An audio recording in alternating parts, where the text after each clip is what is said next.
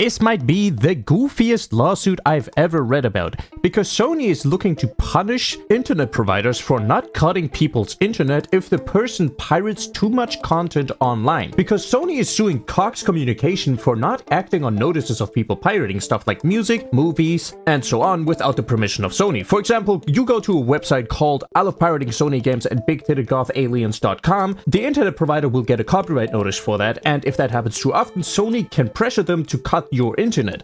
Otherwise, they would have to pay fines. That's what Sony wants. Now, it is important to mention that even if a law like that comes into effect, it won't really affect you as a private person because they already tried that and it did not go well. And Cox's defense is that there is no way that this is possible because of places like universities and military bases and hospitals firstly relying on internet, but also if 4 people out of the 10,000 there use the internet to repeatedly pirate, cutting off the internet and punishing so many for a small amount doesn't make sense and is also a war crime and won't actually fix the issue. But still, this was already approved by a federal jury in the US, and Cox was supposed to pay damages of over $1 billion to Sony and other music companies. But then the case came in front of the Supreme Court, and that's where the funny thing comes in. Because then they figured out, hey, the internet providers didn't actually break a law? Like, there is no law that states internet providers have to cut customers if they infringe on copyright, otherwise they will have to pay fines. So basically, Sony doesn't have any ground to stand on. They are just really angry that people pirate stuff.